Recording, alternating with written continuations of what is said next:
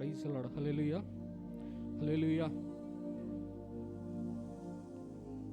ఇప్పటి వరకు పాటల ద్వారా ఆరాధించిన మనము దయచేసి కూడి వచ్చిన ప్రతి ఒక్కరూ లేచి నిలబడినట్లయితే దేవుని ఆరాధనలోకి మనం కొనసాగుదాం. కూడి వచ్చిన ప్రతి ఒక్కరు కూడా లేచి నిలబడి ఆకాశం వైపు మన చేతులు ఎత్తి ఆ దేవతని స్తుతించుకుందాం. స్తోత్రం, స్తోత్రం, స్తోత్రం.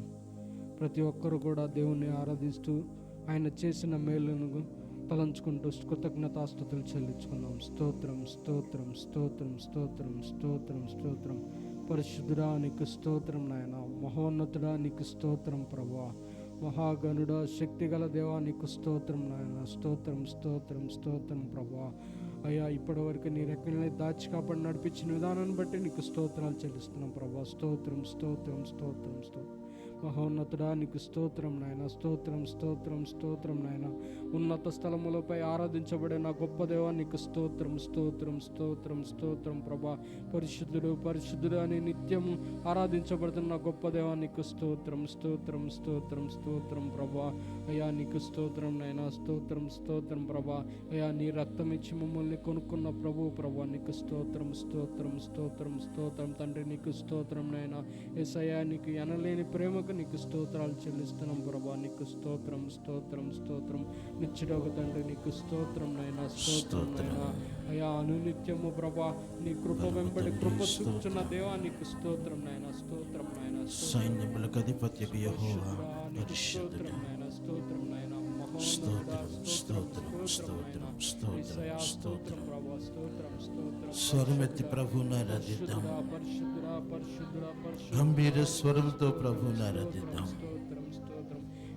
ప్రభు మన మధ్య సంచరిస్తున్న సమయం ఇది మౌనముగా ఉండే సమయం కాదు. ప్రభు మనల్ని దర్శిస్తున్న సమయం, ఆయన బలపరిచే సమయం, ఆయన ఆత్మపూర్ణుడై మన మధ్య సంచరిస్తున్న సమయం. నీ కన్నులు మూసుకొని ప్రభు వైపు చూస్తూ మనసారా ఆరాధిద్దాం. ఇదిగో ఆయన పరిశుద్ధుడు. సర్వ సైన్యములు, మహాదూత గణములు, కెరూబులు, శరాబులు యేసయ్యను ఆరాధిస్తున్నాయి. పరిశుద్ధుడు, పరిశుద్ధుడు, పరిశుద్ధుడు అని. ఆ మహోన్నతుడైన దేవుని సన్నిధిలో నిలవబడిన మనం మన స్వరమెత్తి మనసారా ప్రభువుని ఆరాధిద్దాం. స్తోత్రం, స్తోత్రం, స్తోత్రం. పరిశుద్ధాత్మ దేవా స్తోత్రం, స్తోత్రం, స్తోత్రం, స్తోత్రం, స్తోత్రం. సైన్యములకు అధిపతియగు దేవా స్తోత్రం, స్తోత్రం, స్తోత్రం, స్తోత్రం, స్తోత్రం నాయన. అనంత జ్ఞాన సంపన్నుడా స్తోత్రం, స్తోత్రం, స్తోత్రం, స్తోత్రం, స్తోత్రం. పరిశుద్ధాత్మ దేవా వందనాలు, స్తోత్రాలు, స్తోత్రాలు, స్తోత్రాలు, స్తోత్రాలు, స్తోత్రాలు. పరిశుద్ధుడా స్తోత్రం, స్తోత్రం, స్తోత్రం, స్తోత్రం, స్తోత్రం. కృప కలిగిన తండ్రి స్తోత్రం, స్తోత్రం, స్తోత్రం, స్తోత్రమునైనా. పరలోకపు తండ్రి దేవా స్తోత్రం, స్తోత్రం, స్తోత్రము తండ్రి. ఆకాశముని సింహాసనము, భూమిని బాధపీఠమునైనా నైనా నీ సన్నిధిలోనైనా ఏ యోగ్యత లేని పాపిష్టి జనమైన మేము ప్రభువా నీ పాదములు చెంత తండ్రి నీ కృపను కోరుకుంటూ నిన్ను ఆరాధిస్తున్నాము తండ్రి. నైనా కనికర సంపన్నుడా నీ కను దృష్టి మీ బిడ్డల మీద ఉంచండి ప్రభు. నిన్ను ఆరాధిస్తున్న నీ బిడ్డలందరినీ మీరు దర్శించండి నాయన. అందరం ప్రభు వైపు మనస్సులెత్తి ఆయన ఆరాధిద్దాం, స్తుతిద్దాం, స్తుతిద్దాం, స్తుతిద్దాం. ఆయన సర్వశక్తివంతుడు, ఆయన సర్వశక్తివంతుడు. ఆయన ఆయన ఆయన చేతిలో నుంచి తీసివేయకుండా ఆయన నిన్ను తనతో అంటుకట్టి నడిపిస్తున్న దేవుడు. స్తుతించు, స్తుతించు. స్వరమెత్తి ప్రభువుని ఆరాధిద్దాం. ఆయన పరిశుద్ధుడు, ఆయన పరిశుద్ధుడు. ఆత్మస్వరూపైన దేవుడు, పరిశుద్ధాత్మ దేవుని వైపు చూస్తూ మనమందరము అందరము అందరము స్తుతిద్దాం. దూతలు, మహాదూతలు ఆయన్ని స్తుతిస్తున్నాయి. సర్వలోకము ఆయన్ని స్తుతిస్తుంది. సర్వ సృష్టి ఆయన్ని స్తుతిస్తుంది. ఆయన బిడ్డలమైన మనం ఆయన్ని స్తుతిస్తూ ఉండగా ఆయన ఆకాశం నుంచి నీ స్తుతుల మీద ఆసీనుడైన దేవుడు, నిన్ను బలపరిచే దేవుడు. ఆయన వైపు మాత్రమే చూస్తూ ఆరాధించు. స్తోత్రం స్తోత్రం స్తోత్రం. కనికర సంపన్నుడా స్తోత్రము నాయన. ఉన్నత స్థలములపైన ఆసీనుడైన దేవా, మహోన్నతుడా స్తోత్రం స్తోత్రం స్తోత్రం. పరిశుద్ధుడా పరిశుద్ధుడా పరిశుద్ధుడా స్తోత్రం స్తోత్రం స్తోత్రం స్తోత్రం తండ్రి. రాజులకు రాజా, ప్రభువులకు ప్రభువా, పరిశుద్ధాత్మ దేవా స్తోత్రం స్తోత్రం స్తోత్రం నాయన.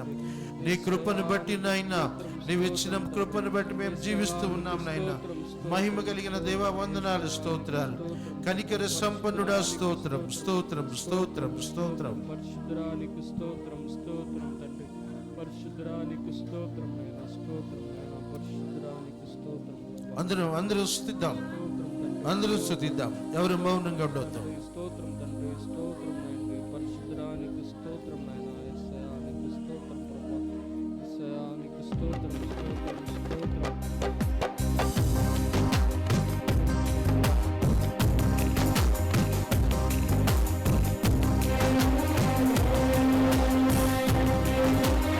చప్పట్లు కొడదామా? ప్రభు సన్నిధిలో ఆర్భాటంతో, మహాభూత శబ్దంతో ఆయనను స్తుతిద్దాం. జ్యోతిర్మయుడైన యేసయ్య వైపు చేతులెత్తుతూ ఆయన జ్యోతి మన మీద ప్రకాశించులాగన ఆయనను స్తుతిద్దాం. స్తోత్రం. హోలీ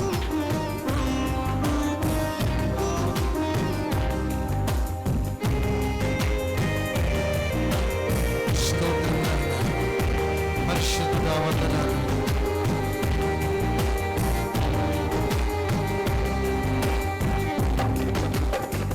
జ్యోతిర్మయుడా నా ప్రాణ ప్రియుడా,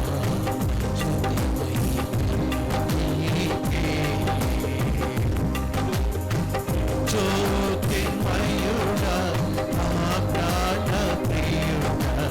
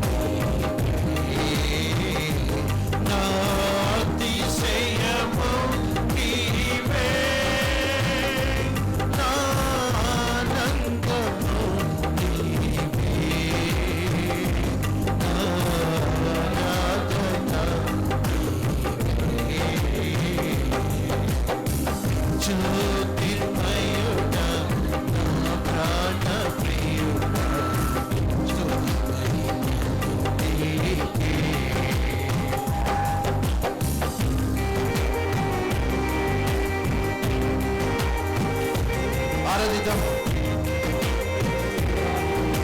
ప్రభు సన్నిధిని మనసారా స్తుతిద్దాం. హోలీ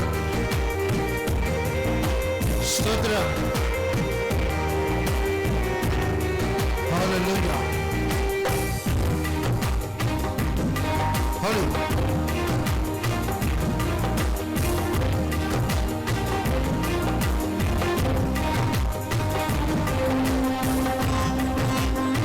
స్తోత్రం.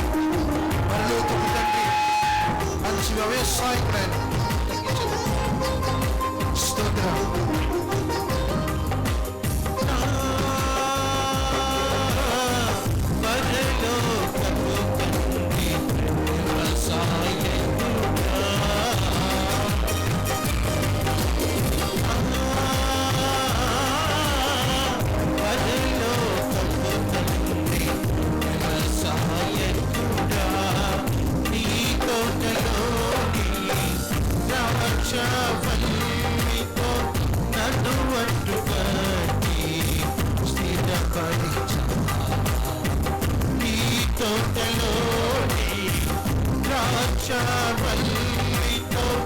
నన్ను అంటుకట్టి స్థిరపరిచావు. జ్యోతిర్మయుడా నా ప్రాణ ప్రియుడా,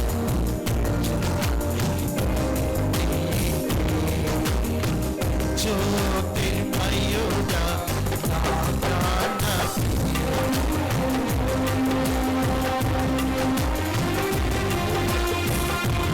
నా పరలోకపు తండ్రి, నా మంచి కుమారి, ఆయనకి ఇష్టమైన పాత్రను చేయడానికి విసిరేయకుండా సారపై ఉంచిన దేవుడు.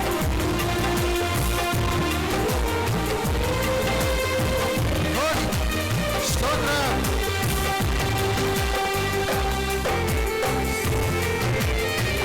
జ్యోతిర్మయుడా స్తోత్రము తండ్రి, పరిశుద్ధుడా స్తోత్రం.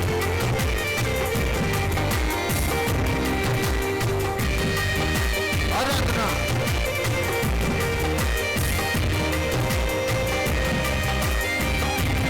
Jesus.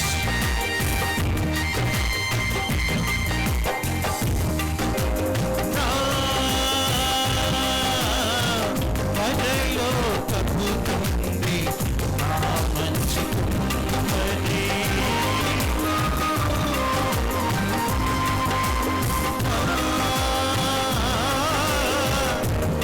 పరలోకపు తండ్రి, నా మంచి కుమారి, నీకు ఇష్టమైన పాత్రను చేయ నన్ను విసిరేయక సారెపై ఉంచావు. నీకు ఇష్టమైన పాత్రను చేయ నన్ను విసిరేయక సారెపై ఉంచావు. జ్యోతిర్మయుడా నా ప్రాణ ప్రియుడా, స్తుతిమయుడా జ్యోతిర్మయుడా. హోలీ ఆరాధించు, ప్రభు వైపు చూడు. పరలోకపు తండ్రి, నా మంచి కుమారి, ఆయన పరిశుద్ధాత్ముడు, త్రియేక దేవుడు, ఆది సంపదలు, నిన్న నేడు ఏకరీతిగా ఉన్న దేవుడు, నిన్ను దీవించి ఆశీర్వదించే దేవుడు. స్తోత్రం. ఆయన వైపు చూస్తూ మనసారా ఆనందించు. స్తోత్రం.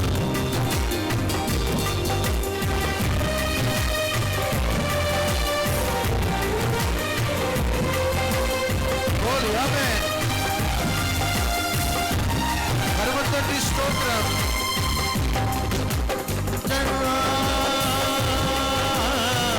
తండ్రి కుమార పరిశుద్ధాత్ముడా,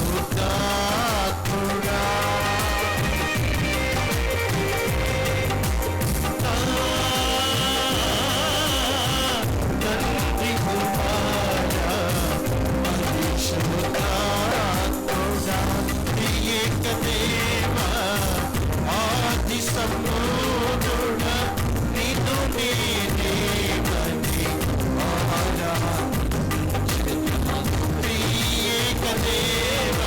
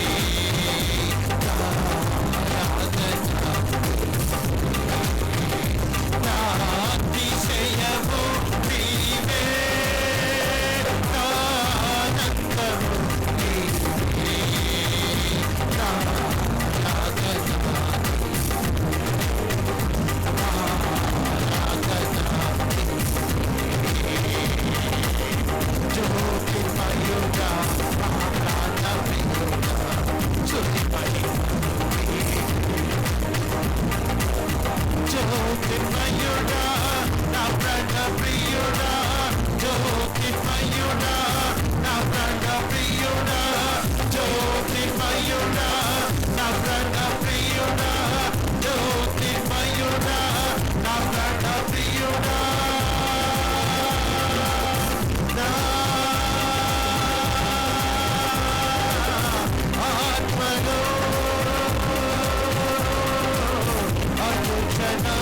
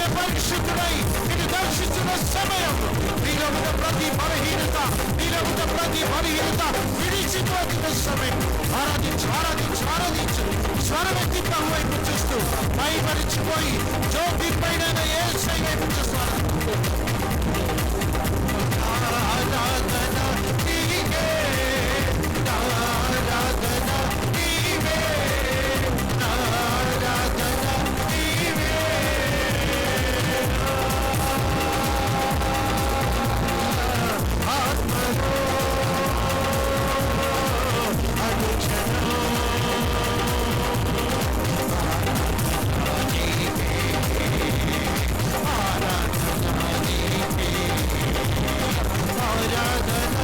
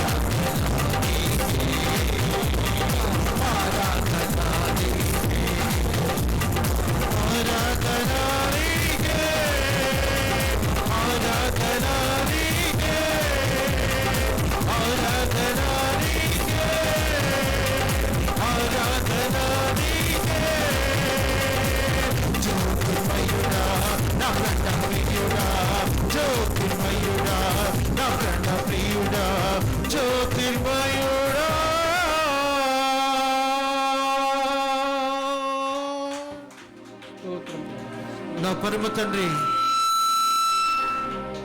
నా ఆరాధన నీకేనైనా. స్తోత్రం నాయనా, స్తోత్రం, విసిరేయకుండా సారిపైన నుంచిన దేవుడవునైనా, స్తోత్రం, నీ తోటలో ద్రాక్ష వెళ్ళితో ఒంటి కట్టి నడిపించిన దేవుడవునైనా. స్తోత్రం. నా తండ్రి, మా ఆరాధన నీకే. జ్యోతిర్మయుడవై ప్రభువా, నీ ప్రజల హృదయాలలో వెలుగొందుతూ ఒకరొకరిని వెలిగించి ఆత్మతో నింపిన దేవా, నీకే స్తోత్రం, స్తోత్రం, స్తోత్రం, స్తోత్రం. అందరం గట్టిగా చప్పటి కొడుతూ ప్రభుని ఆరాధిద్దాం. ప్రేరేపించబడి వాళ్ళు ప్రార్థించండి.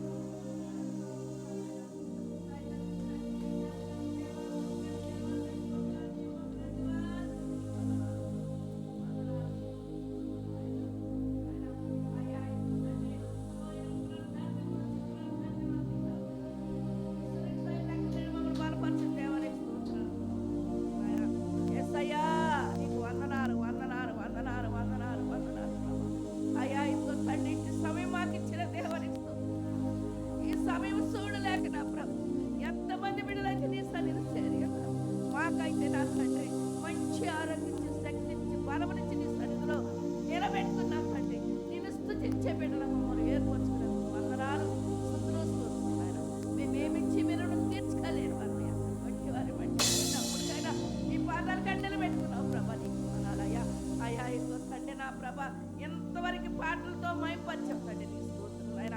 స్తుతులతో ఆరాధించిన దేవానికి స్తోత్రం నాయన. మా స్తుతుల పైన ఆశీర్వాదానికి వందనాలు ప్రభా.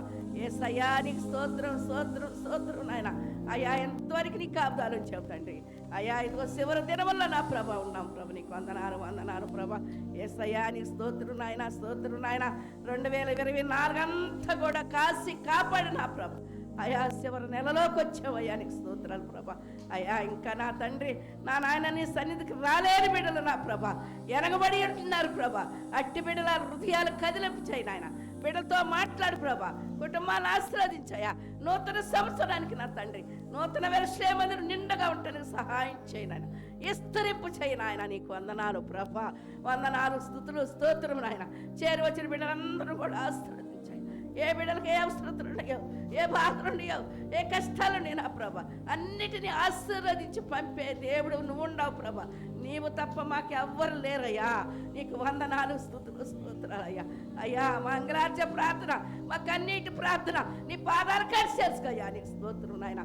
అయ్యా అయ్యా అయ్యా యేసయ్యా నీకు స్తోత్రం, స్తోత్రం, స్తోత్రం నాయన. అయ్యా ఇదిగో తండ్రి వాక్యంలోకి వెళ్ళబో, నీ బిడ్డకు నువ్వు తోడుగా సహాయం చేయి నాయన. అయ్యా నీ సిలువ సట్ను మరుగుపరుచుకో, నీ నోటి బోరుగా వాడుకో, నీ చేతులతో ఎత్తి పట్టుకో ప్రభా. నీకు స్తోత్రం ఆయన. నా తండ్రి ఈ దినమును నా తండ్రి మాకే వాక్యం అయితే చెప్పనయ్యన్నాడు ప్రభా. అట్టి వాక్యాలు నా తండ్రి మా హృదయలో బలపరుచుకుని భద్రపరుచుకుని జ్ఞానాన్ని మాకు దాయిచ్చేయను ఆయన. నీరు కట్టి పలింపు చేయమని ప్రార్థిస్తున్నాను తండ్రి.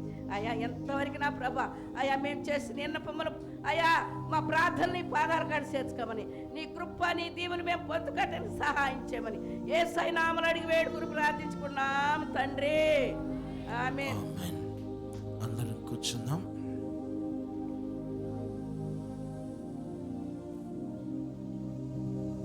మన ప్రభు అయిన యేసుక్రీస్తు వారి శ్రేష్టమైన మహిమ కలిగిన నామంలో మీ అందరికీ ఈ ఉదయకాలపు వందనాలు తెలియచేస్తూ ఉన్నాను.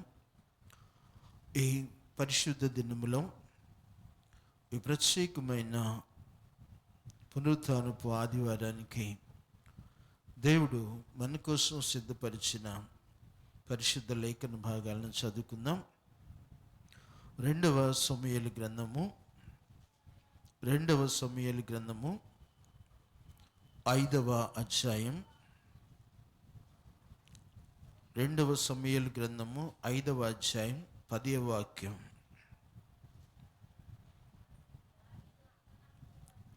దావీదు అంతకంతకు వర్ధిల్లెను, సైన్యములకు అధిపతి యెహోవా అతనికి తోడుగా ఉండెను. చాలా చిన్న ప్రార్థన చేసుకుందాం. పరమ తండ్రి, మా ప్రభువా, మా తండ్రి, నీ పాదముల చెంత మరి యొక్క పర్యాయము మేము మోకరిల్లుతున్నాము. ప్రభువా, నీ మాటలు వినటానికి నీవు ప్రేమించిన నీ సంఘము సిద్ధంగా ఉంది నాయనా. మాట్లాడటానికి నేను నిలబడినాను ప్రభు. నా జ్ఞానము వ్యర్థమైనది. మీ కృపను, మీ సహాయాన్ని కోరుకుంటున్నాను.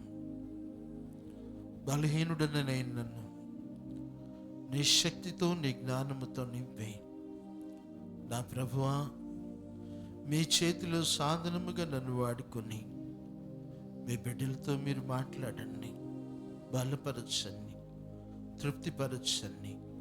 బిడ్డలందరినీ ప్రభువా నీ పరలోకపు మన్నాతో నింపి పంపమని యేసు నామములో అడిగి ప్రార్థిస్తున్నాను తండ్రి, ఆమేన్. ప్రభునందు ప్రియ దేవుని బిడ్డలారా, ఎవరైనా జీవితంలో వర్ధిల్లాలి, దినదినము అభివృద్ధి చెందాలని ఆశ కలిగి ఉంటాం. వర్ధిల్లటం అనేక రకాలుగా చూస్తూ ఉంటాం. అది లోకానుసారమైనదైనా లేదా ఆత్మీయ సంబంధమైనదైనా. ఒక మనిషి దేనిని బట్టి వర్ధిల్లుతూ ఉంటాడు. వర్ధిల్లే వాళ్ళని చూస్తూ ఉంటే బైబిల్ గ్రంథంలో 3 రకాలుగా కనబడుతూ ఉంటారు. దేవుడు ఆశీర్వదించినప్పుడు, దేవుని కృప తోడుగా ఉన్నప్పుడు వారు వర్ధిల్లుతూ ఉంటూ ఉన్నారు. కొంతమంది వర్ధిల్లిన కొలది దేవుని సన్నిధిలో తల వంచుకుని దేవునికి అనుకూలంగా నడుచుకున్నప్పుడు దేవుడు వారికి తోడుగా ఉండి అంతకంతకి వర్ధిల్ల చేస్తూ ఉంటాడు. కొందరైతే కొంచెం దేవుడు ఆశీర్వదించిన దానిని బట్టి అతిశయించి ఆ ఆశీర్వాదాన్ని పోగొట్టుకొని పడిపోతూ ఉంటారు. కొంతమంది అసలు దేవుని కృప లేకుండా కూడా వర్ధిల్లుతూ ఉంటారు అని దేవుని వర్తమానంలో తెలియజేస్తుంది. ఆసాబు 73వ కీర్తనలో మనం చూసినట్లయితే నీతిమంతులు వర్ధిల్లుట చూసినప్పుడు ఏం జరిగిందంటే ఆయనకి 73వ కీర్తనలో ఉంటుంది చూడండి మాటలు.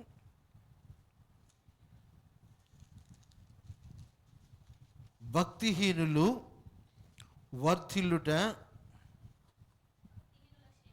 భక్తిహీనులు క్షేమము నా కంట పడినప్పుడు గర్వించు వారిని బట్టి నేను మత్సరపడి తిని. భక్తిహీనులు, భక్తి లేకుండా, భయభక్తులు లేకుండా, దేవుని గురించి తెలియకుండా ఇష్టానుసారంగా జీవిస్తూ మాకు మా ధనమే గొప్ప, మా బలమే గొప్ప, మేమే గొప్ప అనుకొని తిరుగుతున్న భక్తిహీనులు వాళ్ళంట క్షేమముగా ఉన్నారంట, అభివృద్ధి చెందుతున్నారంట. వాళ్ళను చూసినప్పుడు ఆసాబు గారు అంటున్నాడు, నేను మత్సరపడి తిని. ఏంటి? భక్తిహీనులు, వాడికి దేవుడంటే భయం లేదు, దేవుడంటే లెక్కలేదు, ఇష్టానుసారంగా తిరుగుతున్నాడు, వాడికి నెమ్మదిగా ఉన్నాడు, వాడి బిడ్డలు ఆశీర్వదించబడుతున్నారు. కింద చూసినట్లయితే ఇంకా మరణమందు వారికి యాతన లేదు, వారు పుష్టిగా ఉన్నారు, ఇతరులకు కలుగు ఇబ్బందులు వారికి కలగవు, ఇతరులకు పుట్టినట్లు వారికి తెగులు పుట్టదు, కావున గర్వము కంఠాహారము వలె వాళ్ళు చుట్టుకొనుచున్నవి. ఇలాంటి పరిస్థితుల్లో ఉన్న వాళ్ళు కూడా క్షేమంగా ఉన్నారు, హ్యాపీగా ఉన్నారు. ఎలా?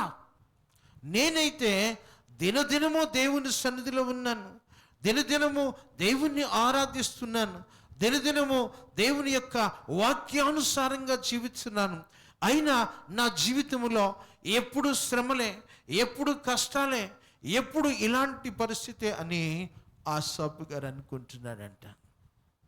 ఇక్కడ భక్తిహీనులు ఏం చేస్తున్నారంట? వర్ధిల్లుతున్నారు, క్షేమంగా ఉన్నారు, వాళ్ళకి యాతనలు లేవు, కష్టాలు లేవు, జీవిస్తూ ఉన్నారని ఇక్కడ ఆసాబు తన కీర్తనలో మనకు తెలియచేస్తూ ఉన్నాడు. అయితే ప్రభునందు ప్రియ దేవుని బిడ్డలారా, వాళ్ళకున్న ఆ క్షేమము, ఆ నెమ్మదిని బట్టి ఎప్పుడైతే ఆసాబు దేవుని సన్నిధిలో ప్రార్థన చేశాడో, దేవుడు వాళ్ళ అంతము ఎలా ఉందో ఆసాబుకి చూపించాడంట. ఆయన చూపించినప్పుడు, అయ్యే బాబోయ్, నేనెంత తప్పు చేశాను, నేనెంత పాపిష్టివాడిని, నేను హృదయంలో మత్సరపడి దేవుణ్ణి తక్కువగా చూశాను అని ఆసాబు అనుకున్నాడు. ఇది భక్తిహీనులు కనపడే క్షేమము, వాళ్ళు వర్ధిల్లుతున్నట్టు కనబడే విధానం. దేవుడు కొంతమందిని ఎన్నుకుంటాడు. ఎన్నుకున్నప్పుడు, దేవుడు వెలిగించినప్పుడు ఆ వెలుగు దేవునికి ఇష్టమైనదిగా ఉండకుండా వాళ్ళ ఇష్టానుసారంగా జీవించి దేవుని చిత్తాన్ని నెరవేర్చకుండా దేవుడు తనకిచ్చిన ఆశీర్వాదాన్ని కోల్పోయేవాళ్ళు ఇంకొక రకమైన ప్రజలు. దేవుడు రాజైన సౌలును ఎన్నుకున్నాడు. మొట్టమొదట ఇశ్రాయేలీయుల మీద రాజుగా ఎన్నుకున్నాడు, అభిషేకించాడు, తన ఆత్మనిచ్చాడు, సైన్యాన్ని ఇచ్చాడు, రాజ్యాన్ని ఇచ్చాడు, రాజుగా పరిపాలించమన్నాడు. సూచనలు ఇవ్వటానికి ఒక ప్రవక్తను కూడా ఇచ్చాడు. దేవుడు ఏదైతే చెప్పాడో, ఏదైతే చేయమన్నాడో దానికి సంపూర్ణముగా విధేయత చూపించకుండా, సంపూర్ణముగా దేవుని సన్నిధిలో దేవుని చిత్తానుసారముగా జీవించకుండా, దేవుని నుంచి దేవుని మాటకు విధేయత చూపని కారణంగా ఆయన ఏం చేయబడ్డాడంటే త్రోసివేయబడ్డాడు.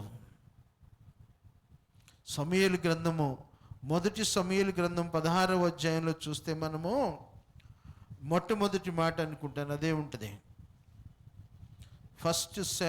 మొదటి సమూయేలు 16. సమూయేలుతో ఇలాగూ సెలవిచ్చాను, ఇశ్రాయేలీయుల మీద రాజుగా ఉండకుండా నేను విసర్జించిన సౌలు ఏం చేశాడంట? ఆయన విసర్జించాడు, నేను తీసివేశాను, నేనే అభిషేకించాను, నేనే ఘనతనిచ్చాను, నేనే రాజుగా చేశాను, నేనే ఉన్నతమైన స్థితిలోనికి తీసుకున్నాను, నా ఆత్మను అతని మీద ఉంచాను. అయితే నా చిత్తానుసారంగా నడవలేదు, నేను చెప్పిన మాట తూచా తప్పకుండా పాటించకుండా ఇష్టానుసారంగా జీవించాడు. కాబట్టి నేనేం చేశాను? విసర్జించాను, రాజుగా తీసివేశాను. దేవుడిచ్చిన ఆశీర్వాదాన్ని నిలబెట్టుకోలేని పరిస్థితి. ప్రభునందు ప్రియ దేవుని బిడ్డలారా, దేవుడు ప్రతి మనిషి జీవితంలో ఆయన అభివృద్ధి చెందాలని, వెలిగించాలని, ఆశీర్వాదంగా ఉంచాలని ఆయన ఎప్పుడూ కోరుకుంటూనే ఉంటాడు. అయితే మనుషులమైన మనము దేవుడు మనకిచ్చిన ఆ వెలుగును, ఆ ఆశీర్వాదాన్ని నిలబెట్టుకోలేక కోల్పోతూ ఉన్నాం. ప్రభునందు ప్రియ దేవుని బిడ్డలారా, దావీదుని దేవుడు కోరుకున్నాడంట. ఎలా కోరుకున్నాడు? అప్పటి వరకు దావీదుని గురించి ఎక్కడా ప్రస్తావన కనబడలేదు. సౌలును నేను విసర్జించాను, యెషయా కుమారులలో ఒకనిని నేను ఏర్పరచుకున్నాను, నీ వెళ్ళి అతనిని అభిషేకించు అని సమూయేలుకు చెప్పాడు. సమూయేలు ప్రవక్త వెళ్ళాడు, అక్కడ ఆయన కుమారులు పిలిపించాడు. చూసినప్పుడు ఆయన కూడా మర్చిపోయిన కుమారుణ్ణి దేవుడు ఏం చేశాడంటే కోరుకున్నాడు అని సెలవిస్తున్నాడు. దేవునికి స్తోత్రం. హల్లెలూయా. 16వ అధ్యాయం 12వ వచనంలో చూస్తే, అతడు వానిని పిలువనంపించి లోపలికి తోడుకొని వచ్చెను. అతడు ఎర్రని వాడును చక్కని నేత్రమును గలవాడును చూచుటకు సుందరమైన వాడునయ్యుండెను. అతడు రాగానే, నేను కోరుకున్నవాడు ఇతడే, నీవు లేచి అభిషేకించు. దేవునికి స్తోత్రం. హల్లెలూయా. దేవుడు ఏం చేశాడు? దావీదుని కోరుకున్నాడు. ఎందుకు దావీదును దేవుడు కోరుకున్నాడు? దేవుడు దావీదులో ఏ మంచిని చూశాడు? ఎందుకు దావీదుని ప్రత్యేకించి కోరుకున్నాడు? అప్పటి వరకు దావీదు తండ్రి గొర్రెలను మేపుతూనే ఉన్నాడు. ఎప్పుడు బయట ప్రపంచానికి కనబడినట్టు మనం చూడం. ఎప్పుడైతే సమూయేలు ప్రవక్త వెళ్ళి అభిషేకించాడో అప్పటి నుంచే దావీదుని మనం బైబిల్ గ్రంథంలో చూస్తాం. దేవుడు దావీదుని గురించి బయలుపరిచాడు. ఈ దావీదు గారు తన గొర్రెల మందలను మేపుతున్నప్పుడు చాలా జాగ్రత్త కలిగిన వాడే. ఆ మందను మేపుతున్నప్పుడు ఆ మందను చాలా చక్కగా కాపాడుతూ ఉండేవాడని దేవుని వాక్యాన్ని సెలవిస్తుంది. ఆ మందలో ఉన్నప్పుడు ఒక సింహమైన, ఒక ఎలుగుబంటైన ఆ మంద మీద దాడి చేసినప్పుడు తాను వాటికి ఎదురుగా నిలబడి దానితో పోరాడి ప్రాణాలకు తెగించి తన మందను కాపాడుకునే తెగువ కలిగిన వాడు దావీదు. దేవునికి స్తోత్రం. హల్లెలూయా, హల్లెలూయా. దావీదును గురించి అక్కడ జనులు ఏమని సాక్ష్యం చెప్తున్నారో చూడండి. దావీదును దేవుడు కోరుకున్నాడు. ఎందుకంటే హృదయాన్ని పరిశీలించి చూసేవాడు కాబట్టి, దావీదు హృదయం దేవుడికి తెలుసు కాబట్టి, దావీదు ఎంతగా దేవుడికి ఉపయోగపడతాడో ఆయన చూశాడు కాబట్టి దావీదును కోరుకున్నాడు. అయితే దావీదును బట్టి లోకములో ఉన్న ఆ సౌలు దగ్గరున్న సౌలు సేవకులు దావీదుని గురించి ఏమని సాక్ష్యం చెబుతున్నారో చూడండి. 18వ వచనంలో, చిత్తగించుము, బెత్లెహేమీయుడైన యెషయా యొక్క కుమారులలో ఒకనిని చూచితిమి. అతడు చమత్కారముగా వాయింపగలడు, అతడు బహుశూరుడు, యుద్ధశాలి, మాట నేర్పరియు, రూపయోసియు అయ్యున్నాడు, మరియు యెహోవా అతనికి తోడుగానున్నాడు. దేవునికి స్తోత్రం. హల్లెలూయా. సౌలు రాజు సన్నిధిలో ఆయన సేవకులు దావీదును గురించి చెప్తున్న మాటలు ఇవి. ఏమని? ఆయన అప్పటి వరకు మందను కాస్తున్నాడు, అక్కడే ఉన్నాడు. అయితే దేవుడు అభిషేకించిన తర్వాత దావీదుకు కలిగిన ఆ ఉన్నతమైన స్థితిని ఆయన దగ్గరున్న సేవకులు ఏమని అంటున్నారంటే, చమత్కారముగా సితారా వాయించగలడు, బహుశూరుడు, మంచి శూరత్వం కలిగిన వాడు. అప్పటి వరకు ఎప్పుడు యుద్ధం చేసినట్టు దావీదుని గురించి మనకు బైబిల్లో కనబడదు అప్పటి వరకు. ఆ తర్వాత ఎన్నో యుద్ధాలు చేశాడు. యుద్ధశాలి, మాట నేర్పరి కలిగిన వాడు, రూపసి అయిన వాడు. వీళ్ళు ఏమని చెప్తున్నారు? ఇన్ని క్వాలిటీస్ కలిగిన వాడు. వీటన్నిటికన్నా ప్రాముఖ్యముగా ఆయనకున్న క్వాలిటీ ఏంటంటే, యెహోవా అతనికి తోడై ఉన్నాడు. దేవునికి స్తోత్రం. హల్లెలూయా, హల్లెలూయా. ఎందుకు వీళ్ళు ఈ మాటలు చెప్తున్నారంటే, సౌలు రాజును దేవుడు విసర్జించిన తర్వాత, దేవుని ఆత్మ అతని దగ్గర నుంచి వెళ్ళిపోయిన తర్వాత, దేవుని దగ్గర నుంచి ఒక దురాత్మ వచ్చి సౌలుని వెర్రిచున్నది. అంటే సౌలుని భయపడుతున్నది. వెరయిచుండెను అని అంటుంది అన్నమాట. అక్కడ సౌలు భయపడుతుంది దురాత్మ వచ్చి. ఆ దురాత్మ వచ్చి భయపడుతున్నప్పుడు సౌలు గందరగోళం అయిపోతున్నాడు. ఎందుకంటే దేవుని ఆత్మ విడిచిపెట్టిపోయింది. దేవుడు సౌలుని విసర్జించాడు. రాజుగా దేవుడు తీసివేశాడు. ఆయన ఆత్మను ఆయన దగ్గర నుంచి తీసివేశాడు. ఇప్పుడు దురాత్మ వచ్చి సౌలుని ఏం చేస్తుందంటే భయపెడుతుంది, వణికిస్తుంది. అలాంటి సౌలుని ఆ స్థితి నుంచి విడిపించడానికి ఎవరు ఉంటారని అడుగుతున్నప్పుడు ఆయన దగ్గర ఉన్న సేవకులు చెప్తున్నాడు, ఈ కుర్రవాడు చక్కగా వాయిస్తాడు, అతడు వీణ వాయిస్తున్నప్పుడు, సితార వాయిస్తున్నప్పుడు మీకు నెమ్మది కలుగుతుంది నాయన, ఆయన తీసుకొచ్చి ఇక్కడ పెడదామా అని అన్నాడు. సరే తీసుకురమ్మన్నాడు. దావీదు సౌలుకి ఎప్పుడైతే దురాత్మ వచ్చి ఆవరించిందో ఆ సమయంలో ఆయన ఆ సితార వాయించినప్పుడు నెమ్మది కలిగినట్టు దేవుని వాక్యం సెలవిస్తుంది. దేవునికి స్తోత్రం. హల్లెలూయా, హల్లెలూయా, హల్లెలూయా. దావీదు అంటే తను చిన్నతనం నుంచి దేవుని యందు భయభక్తులు కలిగిన వాడు. చక్కగా తన దగ్గర ఉన్న టాలెంట్ ఏంటంటే ఆ సితార వాయిస్తూ దేవుని సన్నిధిలో ఆరాధిస్తూ ఉండేవాడు. దేవునికి స్తోత్రం. హల్లెలూయా, హల్లెలూయా. అలాంటి దావీదుని దేవుడు ఏర్పరచుకొని కోరుకొని అభిషేకించి తీసుకుని సౌలు సన్నిధిలోకి తీసుకొచ్చాడు. దేవునికి స్తోత్రం. హల్లెలూయా. అక్కడి నుంచి దావీదు ఒక్కొక్క అడుగు ఎక్కుతూ ఎక్కడి దాకా వచ్చాడంటే సైన్యములో పనిచేసేంత వరకు వచ్చాడు. సైన్యములో పనిచేసేంత వరకు వచ్చాడు. దావీదు దేవుని అభిషేకం కలిగిన వాడు, దేవుని తోడు ఉన్నవాడు, దేవుని యందు భయభక్తులు కలిగిన వాడు. ప్రభునందు ప్రియ దేవుని బిడ్డలారా, ఒక్కోసారి ఈ లోకంలో ఉన్నవాళ్ళు మనతో లోకస్తులేం కర్మ, దేవుని సన్నిధిలో ఉన్న వాళ్ళు కూడా ఎప్పుడైనా దేవుని బిడ్డలకు శ్రమ వచ్చినప్పుడు ఏమంటుంటారంటే, ఈయన ఏదో చేయకూడని పని చేశాడు, అందుకని ఈయన జీవితంలో శ్రమలు, కష్టాలు, వేదనలు వస్తున్నాయంట.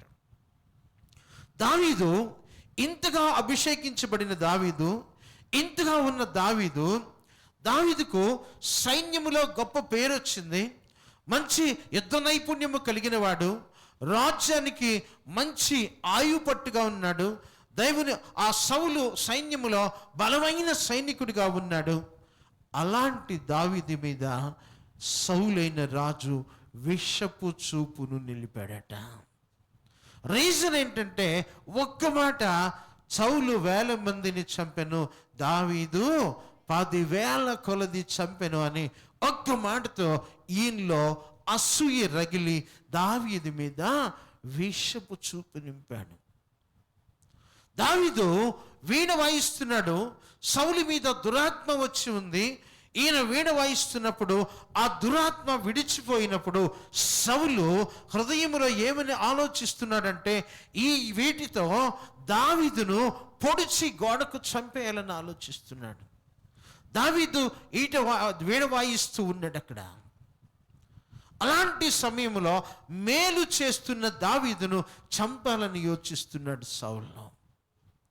ప్రభునందు ప్రియ దేవుని బిడ్డలారా, అక్కడి నుంచి మొదలైతే దావీదు క్షణ తరమబడుతున్నాడు, పారిపోతున్నాడు, ఎక్కడికి వెళుతున్నాడో తెలీదు.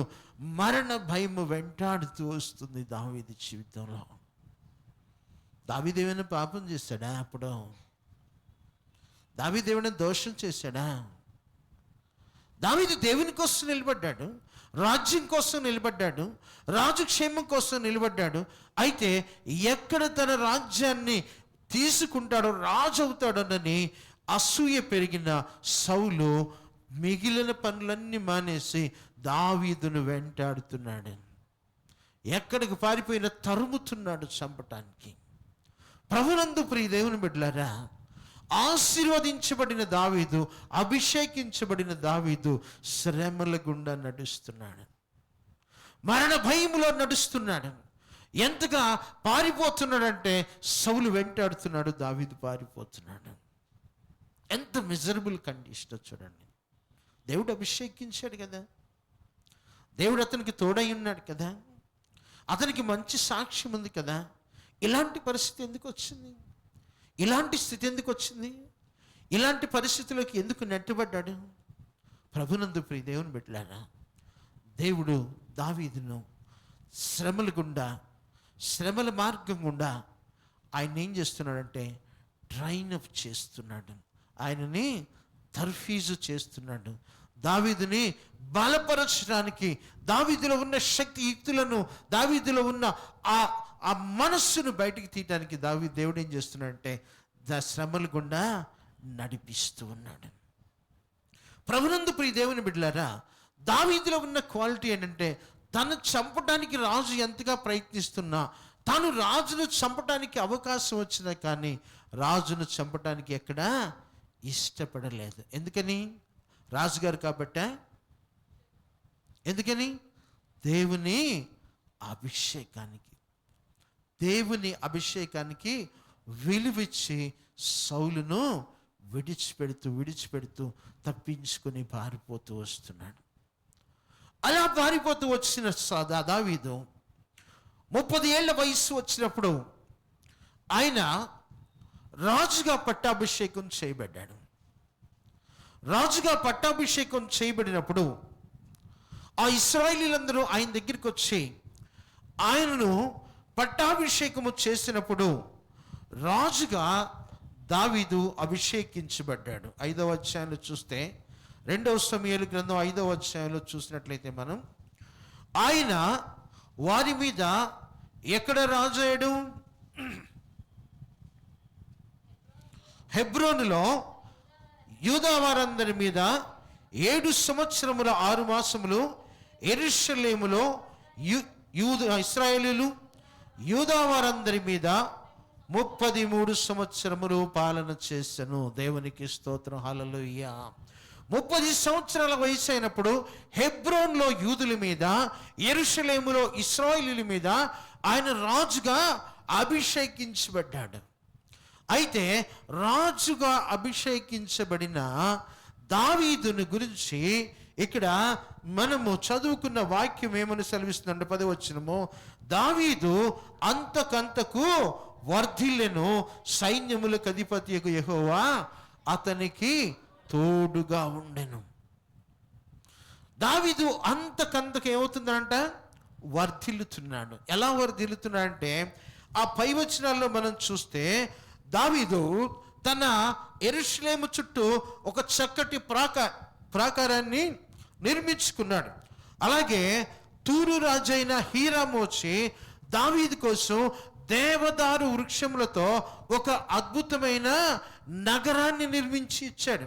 అనేక మంది భార్యలతో, అనేక మంది బిడ్డలతో రాజ్యమంతు వర్ధిల్లుతూ దావీదు దినదినము వర్ధిల్లుతూ వచ్చాడు. కారణం ఏంటంటే దేవుడు అతనికి తోడై ఉన్నాడు. దేవుడు ఎవరికైతే తోడై ఉంటాడో, దేవుడు ఎవరితోనైతే తోడై ఉంటాడో వాళ్ళు ఏమవుతుందంట? దినము వర్ధిల్లుతూ ఉంటారు. దేవునికి స్తోత్రం, హల్లెలూయా. సౌలు రాజుని దేవుడు ఎన్నుకున్నాడు, ఆయన తోడై ఉన్నాడు. అయితే సౌలు దేవుని మాట కన్నా లోకం వైపు చూసినప్పుడు సౌలుని దేవుడు ఏం చేశాడు? విసర్జించాడు, ఆయన నుంచి వేరై వెళ్ళిపోయాడు. దావీదు రాజు అయినప్పుడు దేవుని సన్నిధిలో దేవునికి తల వంచి దేవుని చిత్తానుసారంగా ఎదుగుతూ ముందుకెళ్తున్నాడు. కాబట్టి దేవుడు అతనికి తోడై ఉన్న కారణముగా దినదినము అతడు వర్ధిల్లుచూ ఉండెను. ఎలా వర్ధిల్లుతూ ఉన్నాడయ్యా ఆయన అంటే, ఆయన కింద చూస్తే, ఇశ్రాయేలీయుల మీద తను రాజుగా స్థిరపరచునని, ఇశ్రాయేలును బట్టి అతని జనుల నిమిత్తము రాజ్యము ప్రబలము చేయునని దావీదు గ్రహించెను. దావీదు హెబ్రోనులో నుండి వచ్చిన తరువాత యెరూషలేములో 13వ వచనం, ఇంకను అనేకమైన ఉపపత్నులను భార్యలను చేసుకొనగా దావీదు ఇంకను పెక్కుమంది కుమార్తెలు పుట్టిరి. తర్వాత 17వ వచనం చూస్తే, జనులు ఇశ్రాయేలు మీద రాజుకు దావీదునకు పట్టాభిషేకము చేసిని. ఫిలిష్తీయులు వినినప్పుడు దావీదును పట్టుకొనుటకై ఫిలిష్తీయులందరూ వచ్చి, దావీదు ఆ వార్త విని ఎక్కడికి వెళ్ళే ప్రాకారం వెళ్ళిపోయేను. దేవునికి స్తోత్రం, హల్లెలూయా. దావీదు ఏది చేసినా దేవుని చిత్త ప్రకారమే చేశాడు.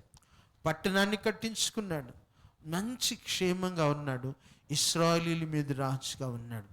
అభిషేకించిన వాడే కదా, దేవుని సేవకుడే కదా.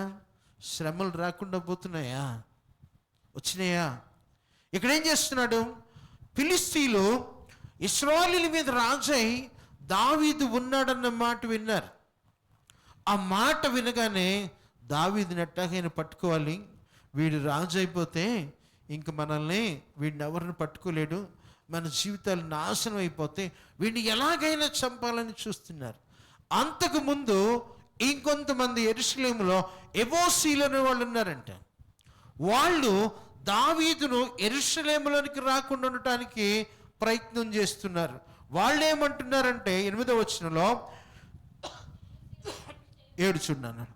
యెబూసీయుల దేశములో నివాసులై ఉండగా రాజు అతని పక్షపు వారు యెరూషలేమునకు వచ్చిరి. యెబూసీయులు దావీదు లోపలికి రాలేడని తలంచి, నీవు వచ్చిన ఎడల ఇచ్చటి గుడ్డివారును కుంటివారును నిన్ను తోలివేయుదురని దావీదునకు వర్తమానము పంపిరి. యెబూసీయులు ఏమంటున్నారు చూడండి, నువ్వు ఇక్కడికి వస్తే ఏమనుకున్నా, ఇక్కడున్నా కుంటోళ్ళు గుడ్డోళ్ళ నిన్ను తరిమి తరిమి కొట్టేస్తారు, రావద్దని వర్తమానం చెప్పారు. ఎదుగుతూ ఉన్నప్పుడు, మనము వర్ధిల్లుతూ ఉన్నప్పుడు, దేవుని సన్నిధిలో దేవునికి లోబడి మనం ఎదుగుతూ ఉన్నప్పుడు ప్రతి క్షణము పోరాటాల గుండా మనం వెళ్ళాల్సి వస్తుంది. ఏది ఎదగాలన్నా, ఏది సాధించాలన్నా, ఏది పొందుకోవాలన్నా మన జీవితంలో ఏముంటుంది? ఒక పోరాటం ఉంటుంది. హెబ్రోన్ నుంచి దావీదు యెరూషలేముకు రావటానికి మొట్టమొదటి ఎవరు వచ్చారు? యెబూసీయులు అడ్డుపడ్డారు. యెబూసీయులు భయపెడుతున్నారు, నువ్వు ఎక్కడికి వచ్చావో కుంటోళ్ళు గుడ్డోళ్ళే నిన్ను కొట్టి తరిమేస్తారు, చూసుకోమని దావీదుకు వర్తమానం పంపిస్తున్నాడు. దావీదు వాళ్ళందరినీ తరిమేసి యెరూషలేములోనికి వచ్చి రాజు పరిపాలన చేస్తున్నప్పుడు ఫిలిస్తీయులు మళ్ళీ ఈ దావీదుని ఎలాగైనా బంధించాలని ఆ ప్రాంతానికి వచ్చారు. దావీదు ఏం చేస్తున్నాడంటే దేవుని సన్నిధిలోనికి వెళ్తున్నాడు. దేవునికి స్తోత్రం. హల్లెలూయా, హల్లెలూయా. యుద్ధములు పోరాటాలు వచ్చినప్పుడు, శ్రమలు వచ్చినప్పుడు ఎటు చూస్తున్నాడు? దేవుని వైపు చూస్తున్నాడు. దేవుని వైపు చూసి అక్కడ ఏం చేస్తున్నాడు? తల వంచి, దేవా, ఫిలిస్తీయులు నా మీదకి యుద్ధానికి వస్తున్నారు, వాళ్ళు దండు కట్టి అనేక మంది నన్ను చంపటానికి లేదా నా రాజ్యాన్ని పాడు చేయటానికి వస్తున్నారు, ఏం చేయాలి నేనని దావీదు దేవుని సన్నిధిలో ప్రార్థన చేసినప్పుడు దేవుడు అన్నాడు, వాళ్ళని నీ చేతికి అప్పగిస్తున్నాను, వెళ్ళు అన్నాడు. దావీదు యుద్ధము చేస్తూ ఫిలిస్తీయులను పారద్రోలాడు. వాళ్ళు కొంత దూరం పారిపోయిన తర్వాత మళ్ళీ తిరిగి వచ్చారు. పోరాటం అయిపోలే అక్కడ, మళ్ళీ తిరిగి వచ్చారు. మళ్ళీ తిరిగి దావీదు మీద తిరిగి వచ్చినప్పుడు దావీదు మళ్ళీ దేవుని సన్నిధిలోనికి వెళ్ళాడు. ఏం చేయమంటారు? వాళ్ళు మళ్ళీ తిరిగి నా మీదకి యుద్ధానికి వచ్చారు. ఏం చేయాలంటే దేవుడు చెప్తున్నాడు, ఈసారి నువ్వు డైరెక్ట్గా వెళ్ళొద్దు, వేరే మార్గం గుండా వెళ్ళి అక్కడ యుద్ధం చేయమన్నాడు. దేవుడు ఏదైతే చెప్పాడో ఆ మాట దావీదు తూచా తప్పకుండా పాటిస్తూ దేవుని సన్నిధిలో విజయాన్ని పొందుకుంటూ ముందుకెళ్తున్నాడు. దేవునికి స్తోత్రం. హల్లెలూయా, హల్లెలూయా, హల్లెలూయా. దేవుడు దావీదును ఇంతగా వర్ధిల్ల చేయటానికి దావీదులో ఉన్న క్వాలిటీస్ ఏంటి? దేనిని బట్టి దేవుడు అంతగా దావీదును హెచ్చిస్తున్నాడు, వర్ధిల్ల చేస్తున్నాడు, కాపాడుతున్నాడు, దావీదుని మహిమను లోకానికి విస్తరింపజేస్తున్నాడు. ఆ తర్వాత దావీదు ముందు ఎవ్వరూ నిలబడలేరంట. కారణం ఏంటంటే దేవుడు దావీదును కోరుకొని వెలిగించిన దీపము. దేవునికి స్తోత్రం. హల్లెలూయా, హల్లెలూయా. ఆయన వెలిగిస్తే ఆ దీపం అట ఆరిపోదట. ఎస్ఎన్ గారు చక్కని పాట పాడాడు. నా దీపము యేసయ్యా నీవు వెలిగించినావు, సుడిగాలిలోనైనా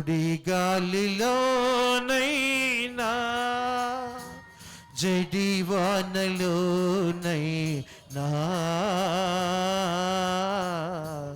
ఆరిపోతులే నీవు వెలిగించిన దీపము, నీవు వెలిగించిన దీపము, నీవు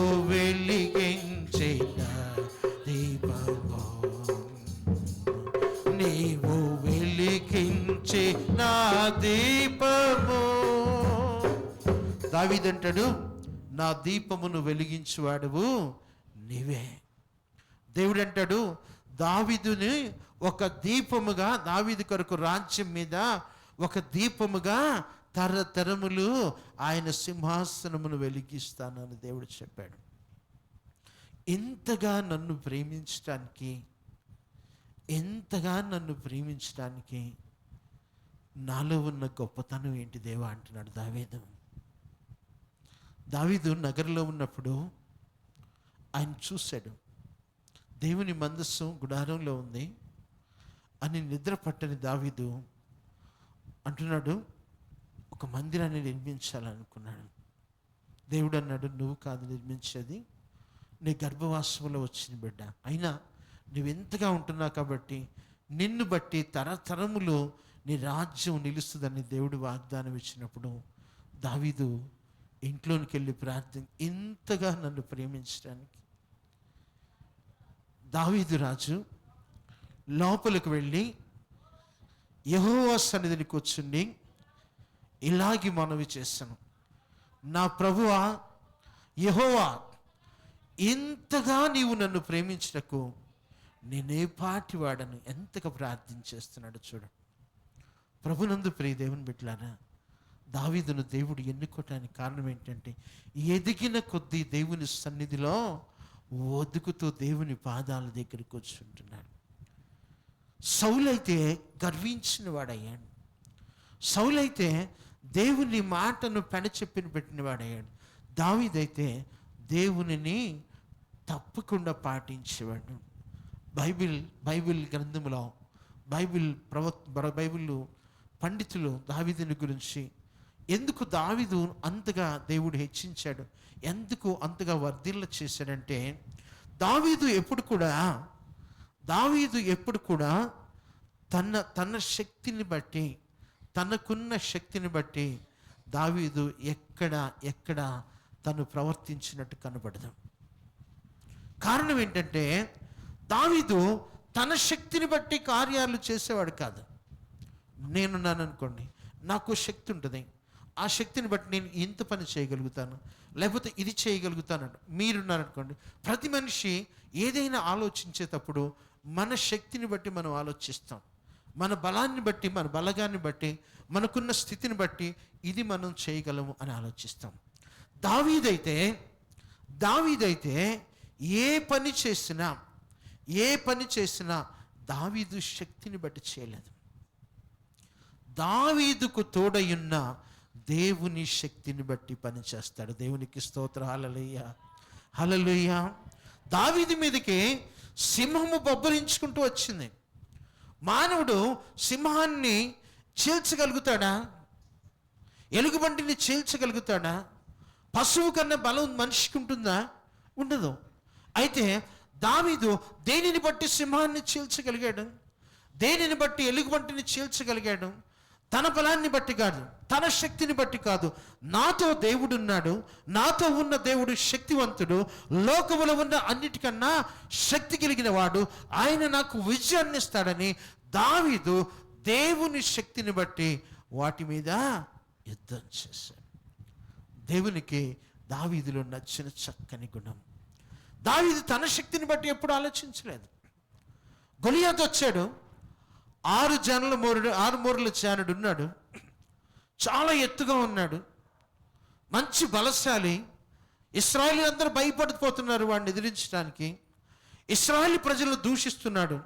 దావీదు అంటున్నాడు, చిన్న కుర్రవాడే, సున్నతి లేని ఈ ఫిలిష్తీయుడు ఎంత దేవుని ప్రజలను దూషిస్తాడా? ఒరే నాయనా, వాడు భీకరమైన ఆకారంలో ఉన్నాడు, వాడు చేతి కింద మనం పనికిరావంటే దావీదు అంటున్నా, వాడెంత ఏంద్రా అంత పెద్దవాడిని పట్టుకుని అంటున్నావు అంటే, నా దేవుని శక్తి ముందు వాడు ఆఫ్టర్ ఆల్. యుద్ధం చేసేటప్పుడు అంటున్నాడు, ఎరా నేను కుక్కన నా మీద కర్ర తీసుకొని వస్తున్నావు అంటే, అంతకన్నా తక్కువే, నా దేవుడు ఉన్నాడు నాతో. యుద్ధము యెహోవాదే, యెహోవా నామమున నీ మీదకి వస్తున్నాను, కాసుకోమంటున్నాడు. నేను దావీదుని, నేను బలశాలిని, నేను శక్తివంతుని, నేను చంపేస్తానంటలే. నాకు శక్తి ఉంది, నేను చంపుతానంటున్నా. రాజుగారి దగ్గరికి పోయి నాకు శక్తి ఉంది, నేను వాడిని చంపేస్తానంటున్నా. నా దేవుడైన యెహోవా నాకు తోడున్నాడు, ఆయన నామములో విజయాన్ని పొందుకుంటాను. ఆయన నన్ను విజయ పదములో నడిపిస్తాడు, నాతో ఉంటాడు, నన్ను గెలిపిస్తాడు, నా దేవుడి పక్షాన్ని నిలబడుతున్నాను. దావీదు శక్తిని బట్టి దావీదు పని చేయట్లేదు, తనతో ఉన్న దేవుని యొక్క శక్తి. ఎప్పుడు ఆ శక్తిని మనం ప్రదర్శించగలుగుతామంటే ఆ శక్తిని మనం తెలుసుకోవాలి. ఆ శక్తి ఎంత గొప్పదో, దేవుడు ఎంత గొప్పవాడో, దేవుడు ఏ కార్యాలు చేయగలడో, ఆ కార్యాలు సాధించుకోవాలంటే ఎలా జీవించాలో అది తెలుసుకోగలిగిన వారమై ఉండాలి. దావీదు తెలుసుకున్నాడు. గాఢాంధకార లోయలో నేను సంచరించినను ఏ అపాయమునకు భయపడను. కారణం ఏంటంటే నీ దుడ్డు కర్ర, నీ దండము నన్ను ఆదరిస్తాయి. నేను నీ పాదాల దగ్గర ఉన్నాను, నీవు నా కాపరిగా ఉన్నావు, నీవు నన్ను పోషించేవాడు, నడిపించేవాడు, నన్ను నీకు సమర్పించుకున్నాను. Myself I surrender to you are my shepherd. నువ్వు నా కాపరి కాబట్టి ఐ డోంట్ కేర్. నా బలాన్ని బట్టి, నా శక్తిని బట్టి కాదు, నేను గాఢాంధకారపు లోయలో సంచరించిన నేను ఏ అపాయమునకు భయపడిన కారణం ఏంటంటే ఈ లోకాన్ని మించిన శక్తి కలిగిన దేవుడవు నాకు కాపరిగా ఉన్నావు. ప్రభునందు ప్రియ దేవుని బిడ్డలారా, ఇది దావీదు హృదయం, ఇది దావీదు శక్తి. దావీదులో ఉన్న ఆ నమ్మకము, ఆ విశ్వాసము అంత గొప్పది దేవుని మీద. కారణం ఏంటంటే ఆయన చిన్నతనంలో దేవుని గురించి వినుండాలి, దేవుని శక్తిని గురించి వినుండాలి, ఎర్ర సముద్రాన్ని పాయలు చేసిన దేవుని గురించి వినుండాలి, అరణ్యంలో నడిపించిన దేవుని గురించి విన్నాడు, ఆయన శక్తిని గురించి విన్నాడు, దానిని బలపరిచి నడిపిస్తున్నాడు. దేవునికి స్తోత్రం. అంతకంతకు మన జీవితంలో వర్ధిల్లాలంటే, మనము మన జీవితంలో ఎవడైనా వర్ధిల్లాలంటే అది మనిషి అయినా, సంఘమైనా, కుటుంబమైనా, గ్రామమైనా, ఆ దేశమైనా వర్ధిల్లాలంటే మనం ఎంత కష్టపడినా అది వర్ధిల్లుదాం. కారణం ఏంటంటే వృద్ధి చేసేవాడు ఎవరు? దేవుడు. అపోస్తులైన పౌలు అంటాడు, నేను నాటాను. కొరింథీయులకు రాసిన మొదటి పత్రిక 3వ అధ్యాయం 6-7 వచనాలు చూడండి. 1 కొరింథీ 3:6-7. నేను నాటి తిని, అపోల్లో నీళ్లు పోసాను, వృద్ధి కలుగు చేసిన వాడు దేవుడే. 7వ వచనంలో చూడండి. కాబట్టి వృద్ధి కలుగు చేయు దేవునిలోనే కానీ నాటు వానిలోనైనను నీళ్లు పోని వానిలోనైనను ఏమీ లేదు. దేవునికి స్తోత్రం. హల్లెలూయా. మనం ఏం చేశాం? ఈ సంఘానికి నేను నాటాను, నేను నీళ్లు పోస్తానంటే ఆ సంఘాన్ని గురించి చెప్తున్నాడు ఆయన. ఆదిమ సంఘాన్ని నేను ఇచ్చేసాను, నేను అది చేశాను. ఏది చేసినా వృద్ధి చేసేవాడు ఎవరు? దేవుడు. నేను బిడ్డల్ని పెంచాను, చదివించాను, కష్టపడ్డాను, ఇంతగా చేశాను, అయితే వాళ్ళని వృద్ధి నేను చేయలేను. నా శాతనైనంతకు అన్నీ చేయగలుగుతాను, నీళ్ళు పోయగలుగుతాను, నీళ్ళంటే వాళ్ళకి కావాల్సిన డబ్బు ఇవ్వగలుగుతాను, వాళ్ళకి కావాల్సిన చదువు చెప్పించగలుగుతాను, వాళ్ళకి కావాల్సిన అన్నీ చేయించగలుగుతాను, కానీ వాడిని వృద్ధి చేసేవాడు ఎవరు? దేవుడు. వృద్ధి చేసే ఆ దేవుణ్ణి నమ్మాడు దావీదు. మన జీవితాల్లో మనం కూడా ఆలోచించాల్సింది ఏంటంటే, మనం ఏమి చేసినా ఎంత ప్రయత్నించినా మన జీవితాల్లో, మన కుటుంబాల్లో వృద్ధి చేసేవాడు ఎవరు? ఆయనే. ఆయన వృద్ధి చేయకపోతే మనం వృద్ధి చేయబడం. దేవుడు దావీదుకు తోడై ఉన్నాడు కాబట్టి దావీదు వర్ధిల్లుతూ వచ్చాడు. సంఘము, ఆదిమ సంఘము వర్ధిల్లుతూ అభివృద్ధి చెందుతూ వచ్చిందంటే, పౌలు గారు ఏం చేశాడు? విత్తనాలు నాటాడు, అపోలో నీళ్లు పోసాడు. వీళ్ళిద్దరి వల్ల అయిందా వృద్ధిని? దేవుడు తన ఆత్మ ద్వారా సంఘాన్ని వృద్ధి చేశాడు. ప్రభునందు ప్రియ దేవుని బిడ్డలారా, మనం ఎంతగా ప్రయత్నించినా, ఎంతగా మనం ఈ లోక సంబంధమైన విషయాలలో మన జీవితాలు ఉన్నత స్థితిలోనికి, వృద్ధిలోనికి తెచ్చుకోవాలని ప్రయత్నించినా మనం జయం పొందుకోలేము. కారణం ఏంటంటే జయాన్ని ఇచ్చేవాడు ఆయన. దావీదు వర్ధిల్లాడంటే దేవుని సన్నిధిలో మోకరించాను. మొట్టమొదటి ఏం చూస్తాను దావీదులో క్వాలిటీ? దేవుని శక్తిని బట్టి దావీదు ఏది చేసినా పని అలా చేస్తాడు. రెండవది, దావీదు ఏం చేస్తారంటే దావీదు ఏ పని చేసినా అంతగా వర్ధిల్లడానికి కారణం ఏంటంటే ఏ పని చేసినా దేవుని సన్నిధిలో విచారణ చేయకుండా దావీదు పనిచేయడం, దేవుని సన్నిధిలో మోకరించకుండా ఇది నీ చిత్తమా కాదా, ఎలా చేయాలి, ఇది చేయాలా వద్దా అని దేవుడిని అడిగిన తర్వాత సమాధానాన్ని పొందుకున్న తర్వాత మాత్రమే దావీదు యాక్షన్లోకి దిగుతాడు. దేవునికి స్తోత్రం. హల్లెలూయా, హల్లెలూయా. దావీదు మనసులో కోరిక ఏంటి? చక్కని మందిరాన్ని దేవునికి కట్టాలి, అద్భుతమైన మందిరాన్ని కట్టాలి. అయితే దేవుని చిత్తం ఏంటి? నువ్వు కట్టకూడదు, దావీదు కట్టాలి. దావీదు కోరిక అది. దావీదు దగ్గర ధనం ఉంది, సంపద ఉంది, రాజరికం ఉంది, అన్నీ ఉంది, మందిరాన్ని కట్టగలడు. కానీ దేవుడు వద్దన్నాడు, నీవు మందిరాన్ని కట్టడానికి వీల్లేదన్నాడు. ఆగిపోయాడు అంతే. అంతేకాని దేవుడు వద్దన్నాడు కదా, నేను కడతాను కదా అని ముందుకెళ్ళాడా? దేవుడు చెప్తేనే దావీదు ముందుకు అడిగేస్తాడు. దేవుడు ఏదైతే సెలవిస్తాడో ఆ ప్రకారమే దావీదు ముందుకెళ్తాడు. దావీదుని సౌలు తరుముతున్నప్పుడు దావీదు అంటాడు, సౌలు తరుముతున్నప్పుడు కాదు, ఆయన కుమారుల విషయంలో తిరుగుబాటు చేసినప్పుడు, కొండ మీదకి వెళుతున్నప్పుడు, చెప్పులు లేకుండా దావీదు వెళ్తున్నప్పుడు సౌలు సంబంధికుడు ఒకడు తిడుతూ ఉంటాడు, దావీదు మీద రాళ్ళు వేస్తూ బూతులు తిట్టుకుంటూ వెళ్తుంటాడు. పక్కన వాళ్ళందరూ అంటారు, వాడిని చంపేస్తాను, రాజును తిడుతున్నాడంటే దావీదు ఒక మాట అంటాడు, దేవుడు వాడికి సెలవిచ్చాడు, వాడిని తిట్టనేయండి, దేవుడు వాడికి సెలవిచ్చాడు, తిట్టనేయండి, ఎందుకు మనం వ్యతిరేకించడం? సౌలు రాజు తరుముతున్నాడు, తరవనియండి, అభిషేకం ఉన్నాడు, ఎదురు తిరిగి చంపకూడదు. దావీదు దేవుని మాటకు విలువిచ్చేవాడు. దావీదులో ఉన్న మొట్టమొదటి గుణము దేవుని శక్తిని బట్టి పని చేస్తాడు. రెండవది, దేవుని సెలవు లేకుండా ఏ పని చేయడు.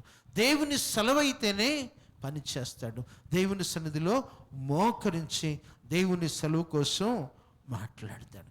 మూడవది, దేవుని అభిషేకము, దేవుని యొక్క అభిషేకము ఉన్న వాళ్ళని వాళ్ళు ఏం చేసిన దావీదు ఏం చేస్తాడంటే దేవునికి తల వంచినట్టు తల వంచుతాడు. అభిషేక్తుని గబక్కున నోరు తెరిచి మనం మాట్లాడతాం, దేవుని అభిషేకాన్ని తక్కువ అంచనా వేస్తాం. గబక్కున మాట్లాడి ఆ పాపాన్ని మనం ఏం చేస్తామంటే మూట కట్టేసుకుంటాం. అభిషేక్తునికి 100 రకాలు ఉంటాయి. నేను రెండు ఉద్యోగాలు చేస్తున్నాను కాబట్టి దీనిలో ఉన్న ఆ శ్రమలు నేను పెద్దగా పడలేదు. పరిచర్యలో ఉన్నప్పుడు ఎన్ని శ్రమలు వస్తాయో నేను దైవజనులు చూసినప్పుడు చూశాను. ఎన్ని శ్రమలు వస్తాయో, ఒక్కోసారి నిద్ర పట్టలేని పరిస్థితులు వస్తాయి. సంఘ పరిస్థితి, సంఘంలో ఉన్న పరిస్థితి, ఆయనకు వస్తున్న నిందించే పరిస్థితి, దైవజనులకు ఒక రకమైన అగ్ని పరీక్షలు ఎదురవుతుంటాయి. చాలాసార్లు ఆయన నాతో పంచుకున్నప్పుడు అనిపించేది, ఇంత కఠినమైందంట సేవ అని. ఇంత కఠినమైన సేవలో కూడా సంఘంలో ఉన్న ప్రతి ఒక్కరు క్షేమంగా ఉండాలని, ప్రతి కుటుంబాన్ని బట్టి ఉదయకాలంలో లేచి ప్రతి బిడ్డ కోసం ప్రార్థన చేస్తూ ఉంటారు. క్షేమంగా ఉండాలి మనం. దేవుని ప్రార్థన కంచె ప్రతి కుటుంబం మీద వేస్తాడు సేవకుడు. అభిషేకము దేవుడిచ్చాడు. ఆ అభిషేకముని ధిక్కరించడం అంటే దేవుణ్ణి ధిక్కరించడమే అన్నట్టుగా దావీదు భావించాడు. అలా భావించాడు కాబట్టి దావీదు ఏం చేశాడు?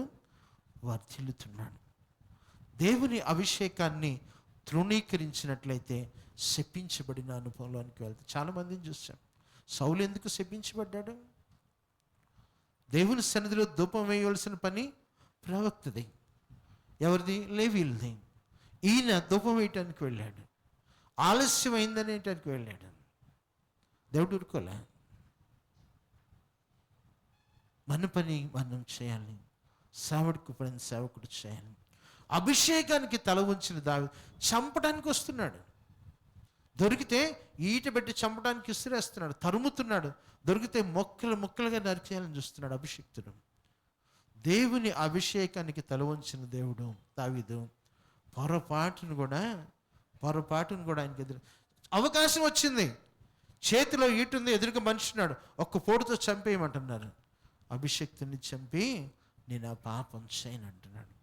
అంటే దేవుని అభిషేకాన్ని దావీదు ఎంతగా ప్రేమిస్తున్నాడో చూడండి. ప్రభునందు ప్రియ దేవుని బిడ్డలారా, దావీదు జీవితంలో 3 క్వాలిటీస్, ఈ 3 క్వాలిటీస్ దావీదుని దినదినము వృద్ధిలోనికి వెళ్ళటానికి, ఆయన సింహాసనము తరతరములు నిలబడి ఉండటానికి దేవుడు ఒక ఆశీర్వాదంగా ఇచ్చాను. కారణం ఏంటంటే దావీదు ఇంకా చాలా క్వాలిటీస్ ఉన్నాయి, కానీ ఈ 3 ప్రాముఖ్యమైన గుణాలు.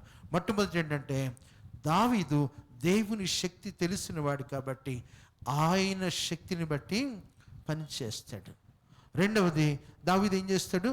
దేవుని సన్నిధిలో ప్రార్థన చేయకుండా, దేవుని సెలవు లేకుండా ఏ పని చేయడం.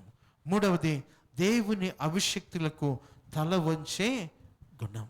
ఈ మూడు క్వాలిటీస్ దావీదుని ఎక్కడ నిలబడి అంటే దేవుని సన్నిధిలో దినము వర్తిల్ల చేస్తూ ఉన్నాయి. ప్రభునందు ప్రియ దేవుని బిడ్డలారా, మనం అనుకుంటున్నాం ఈరోజు మా కుటుంబాలు వర్ధిల్లటం లేదు, మా బిడ్డలు వర్ధిల్లటం లేదు, మా జీవితాల్లో ఎక్కడ వేసిన గొంగలు అక్కడే ఉంది, మా సంఘ పరిస్థితులు ఎక్కడ వేసిన గొంగలు అక్కడే ఉంది, మా కుటుంబ పరిస్థితి దినదినము దిగజారిపోతుంది, వర్ధిల్లే పరిస్థితి లేదు. కారణం ఏంటంటే దావీదు ఎలా వర్ధిల్లాడు? సౌలు ఎలా పతనమైపోయాడు? భక్తిహీనులు వాళ్ళు వర్ధిల్లుతున్నా ఎలా ఉంది వాళ్ళ జీవితం? కంటిన్యూగా ఉంటుందా? ఈరోజు దావీదు జీవితంలో మనకు దేవుడు గుర్తు చేస్తున్నది ఏంటంటే, మన బ్రతుకులు వర్ధిల్లాలంటే నువ్వు చేసేది ఏదైనా నీ దేవుడైన యెహోవా శక్తిని బట్టి చేయాలి. ఆయన నీతో ఉన్నాడు, ఆయన నీతో నడిపించే దేవుడు. వీటన్నిటికన్నా ప్రాముఖ్యంగా ఏంటంటే ప్రార్థనా జీవితంలో దేవునితో అంటుకట్టబడి ఉండాలి. రోజు ప్రార్థన చేసి పోరాడి దేవునితో మాట్లాడాలి. దేవుని సన్నిధిలో విచారణ చేయటం అంటే దావీదు దేవుని సన్నిధిలో ప్రార్థన చేస్తున్నాడు. ప్రార్థన చేసి దేవుని చిత్తమేదో తెలుసు. మనం అనుకుంటాం, చాలా ఊహించుకుంటాం, ఇది చేయాలి, అది చేయాలి, ఇది చేయాలంటే. అయితే దేవుని చిత్తం ఏంటి? ఏదైతే నీకు సూటబుల్, ఏదైతే దేవుడు నిర్ణయించాడో దానిని మనం చేయవలసే వారంగా ఉండాలి. మూడవది, అభిషిక్తులకు తల వంచే వారంగా ఉండాలి.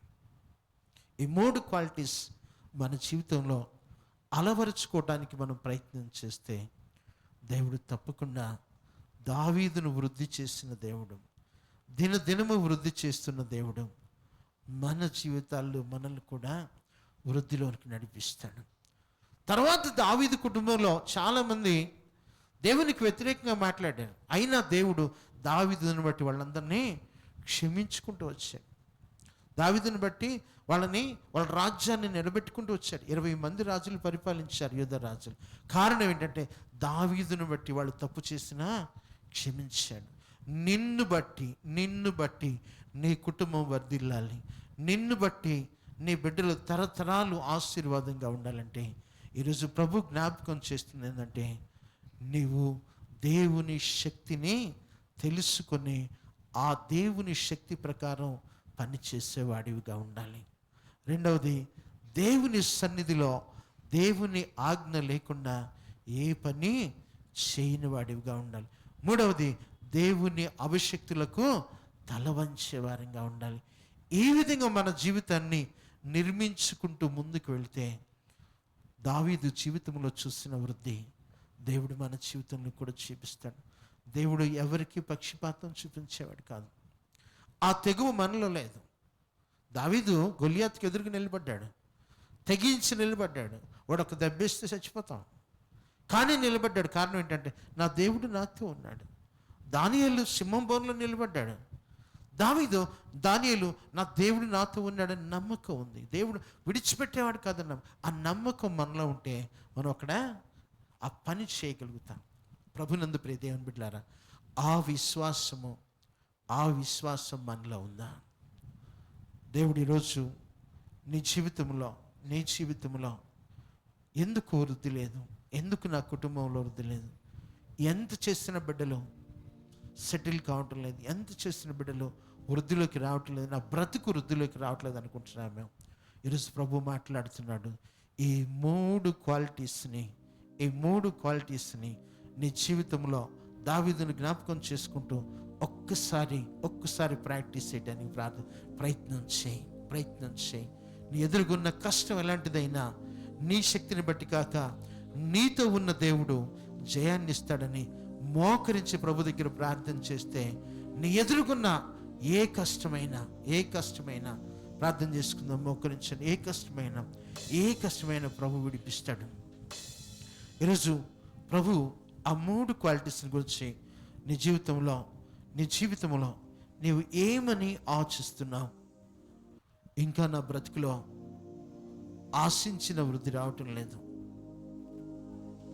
ఎంత ప్రాకులాడినా నా కుటుంబం నేను అనుకున్న దాన్ని సాధించలేకపోతున్నాను, అభివృద్ధి అనేది లేదని నువ్వు బాధపడుతున్నా. ప్రభు ఈరోజు నీతో మాట్లాడుతున్నాడు. నీవు దేవునికి ఇష్టం లేని వాడివి కాదు. సౌలును విసర్జించినట్టు దేవుడు నేను ఇంకా విసర్జించలేదు. ఆయన సారెపై ఇంకా నిన్ను చేత్తో పట్టుకొని ఒక అందమైన పాత్రగా విసిరేయకుండా ఇంక నిన్ను ఆయన చేత్తో పట్టుకొని నిన్ను పాత్రగా రూపించబోతున్నాడు. ప్రభునందు ప్రియ దేవుని బిడ్డ, దావీదును జ్ఞాపకం చేస్తున్నాడు దేవునికి ఈరోజు. ఇందును బట్టి దావీదు వర్ధిల్లుతూ వస్తున్నాడు. You are more precious. దేవునికి నువ్వు చాలా ఇష్టమైన వాడివి. దావీదును ప్రేమించిన దేవుడు నిన్ను ఇంకా ప్రేమిస్తూనే ఉన్నాడు. అందుకే ఆయన కుమారుని లోకానికి పంపించాడు. ఆయన ప్రేమ ఇంకా నీ మీద నిలబడి ఉంది. దావీదును ప్రేమించిన దేవుడు, దావీదుకు కాపరి అయిన దేవుడు, సింహాన్ని చీల్చివేసిన దేవుడు, నీ ఎదుటిగా ఉన్న ఎలుగుబంటి లాంటి సింహం లాంటి సమస్యలు, నీ కుటుంబాన్ని పట్టి పీడిస్తున్న సమస్యలు, గొలియాతులాగా నిన్ను భయపెడుతున్న సమస్య ఏదైనా సరే, నీవు నీ శక్తిని బట్టి ఆలోచించొద్దు. నీ కుటుంబం ఎదగాలంటే నీ శక్తిని బట్టి కాదు. దావీదులాగా నిన్ను ప్రేమిస్తున్న దేవుడు, నీవు ఆరాధిస్తున్న దేవుడు, నిన్నెంతగానో ఇష్టపడుతున్న దేవుడు, నీకు విజయాన్ని ఇచ్చే దేవుడు, గొలియాతు లాంటి శ్రమ నుంచి నిన్ను విడిపించే దేవుడు నీతో ఉన్నాడు. ఆయన అంటున్నాడు, యుద్ధము యెహోవాదే. నీ జీవితంలో కల్లోలాలు, నీ జీవితంలో ఉన్న శ్రమలు నీవు కాదు యుద్ధం చేసేది.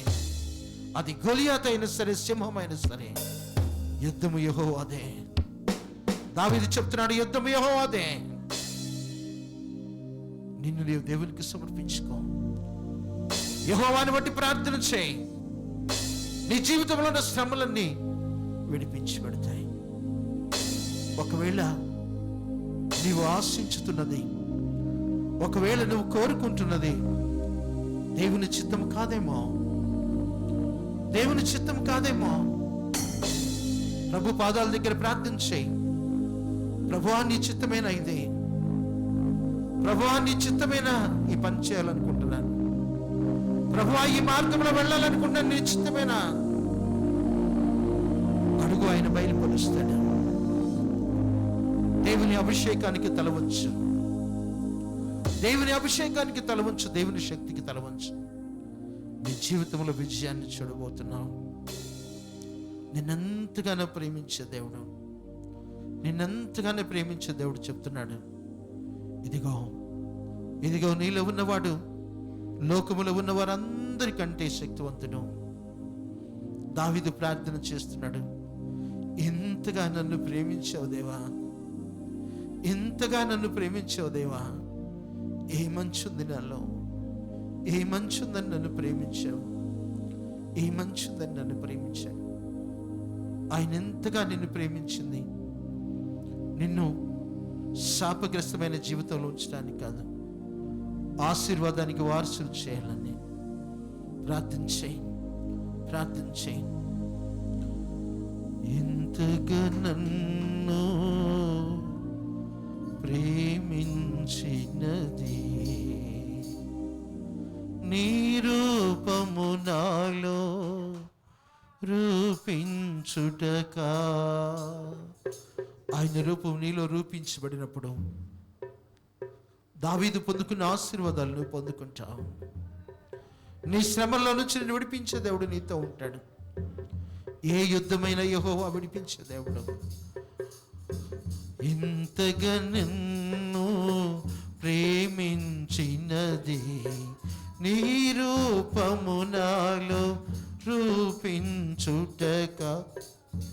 ఇది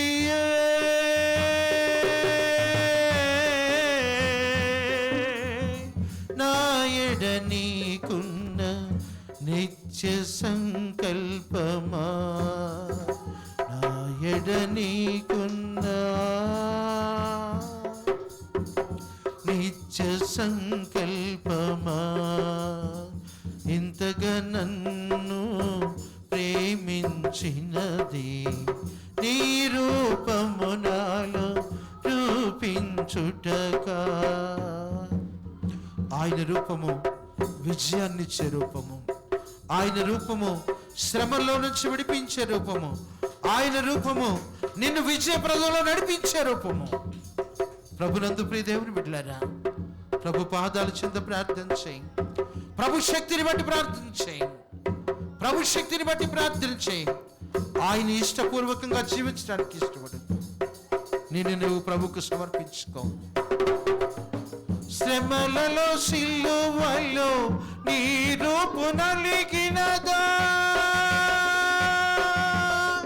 శ్రమలలో సిలువలో నీ రూపు నలిగినదా. శిలనైనా నన్ను నీ వలె మార్చుటకా.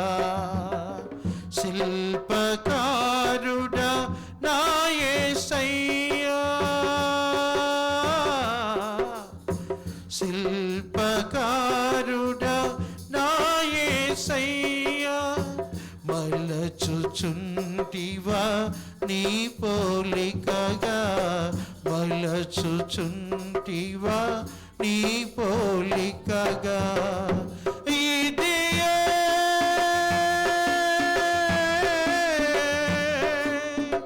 నాయడ నీకున్న నిత్య సంకల్పమా, నాయడ నీకున్న